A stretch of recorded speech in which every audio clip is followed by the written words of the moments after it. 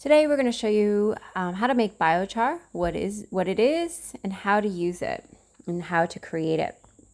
So basically what it is, it's charcoal that has been burned to allow your carbon and sticks to stay intact. So it's a firm charcoal. There's no ash created. There's no oxygen in the fire container. And we'll show you how to do that. It has a rich history, in fact. They believe, modern science believes that this practice has been around since the indigenous peoples of the Amazon basin. They created highly fertile soils with this, known as terra preta today, which is black earth, by adding biochar to nutrient-poor tropical soils that were quite acidic.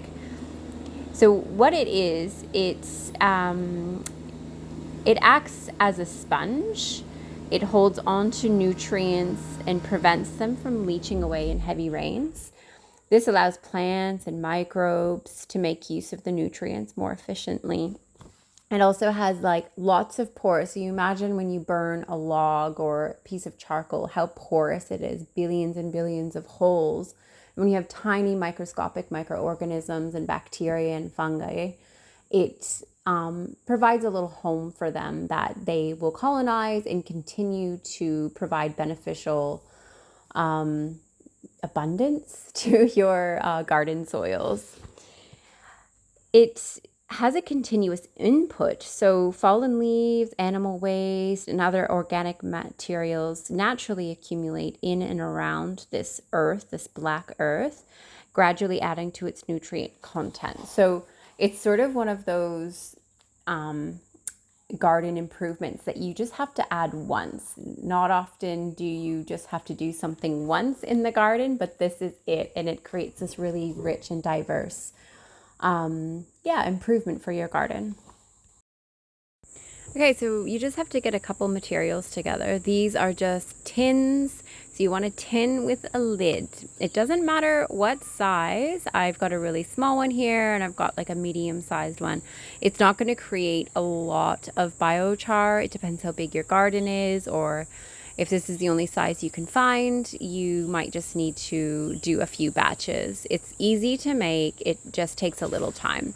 So I've gone and found some dry wood and snapped it up and filled both of these containers. There is a very similar method when you make your own artist charcoal. There's one extra step, which one day I'll do a video on how to make your own artist charcoal. But for today, we are sticking to the garden. So that one other thing you need to do is poke a hole in the lid here. So you can see the lid. So that allows the smoke to escape, or the gas of the carbon to escape, but it doesn't allow fire to get inside. We don't want fire to get inside because otherwise it'll just turn it to ash and won't be usable for biochar. So it needs to stay whole carbon charcoal sticks, which we'll do that method now, and you'll see how it looks at the end. Okay, so we've got him in the fire. We just have another bin in the fire to contain it, but you can see there's like smoke coming out of the little one here. It's smaller, so it'll burn quicker, and when the smoke runs clear or you can't see smoke any longer, then you know that your biochar is ready. There's no like distinct time because it depends on many variables: the size of your container, how many char sticks you have inside.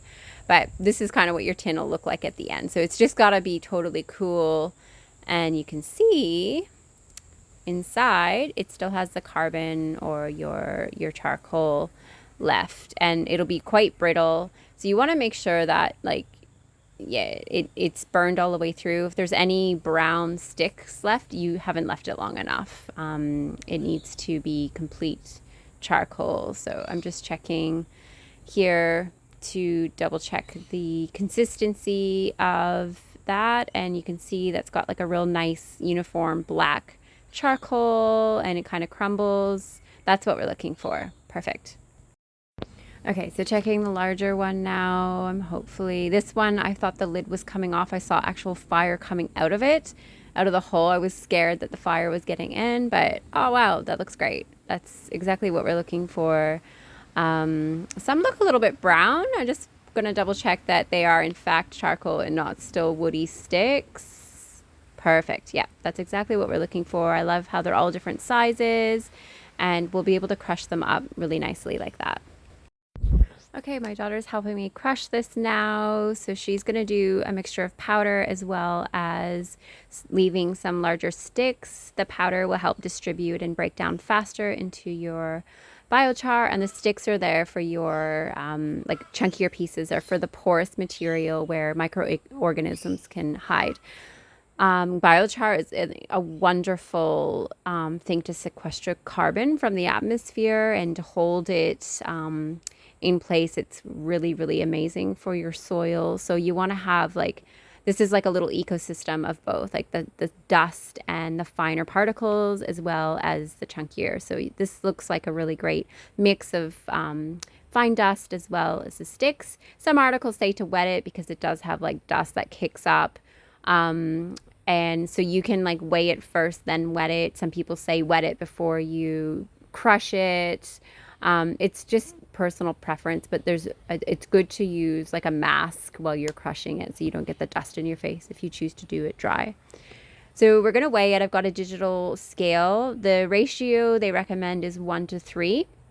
So 1 part charcoal to 1 part compost. And then with your compost, you want to add other minerals. So there's eggshells, molasses, and I've wet it now here just to help mix it up. And you can see there's like some nice texture. And I'm going to pop that into a big vat. So this is our crushed up eggshell that we'll be adding about a teaspoon to. I've got combined fish and seaweed concentrate as well.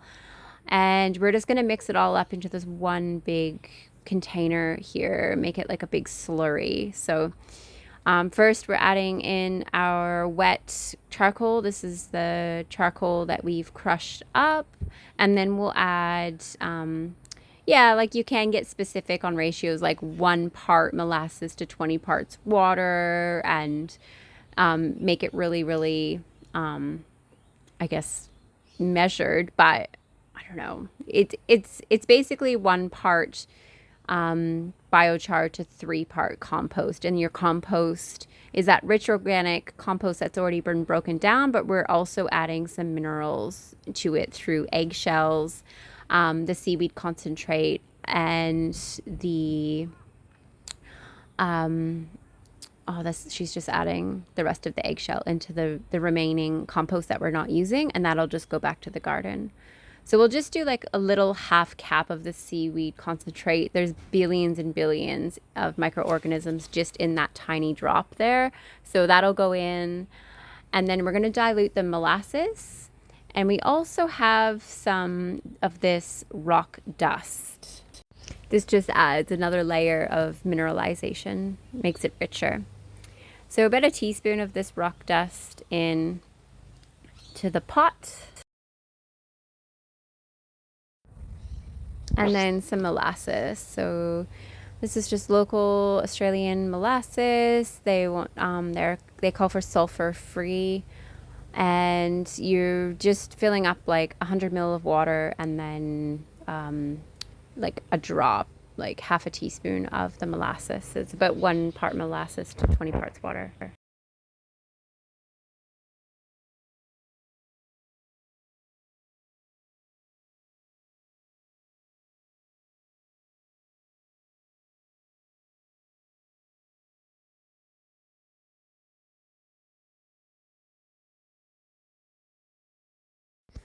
Add that to the mix, and then we're just gonna give it a big stir. So you can use a hand or you can use your spoon.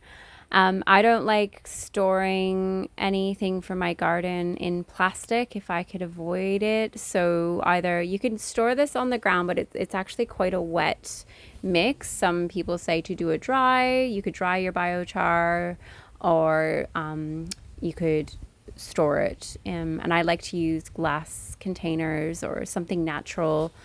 You could store it like on the ground with a tarp, like a permeable, maybe like a hemp bag over top. But I'm going to store mine in these glass jars for about 3 weeks. The longer it ages, the better it gets, kind of like a ripe cheese.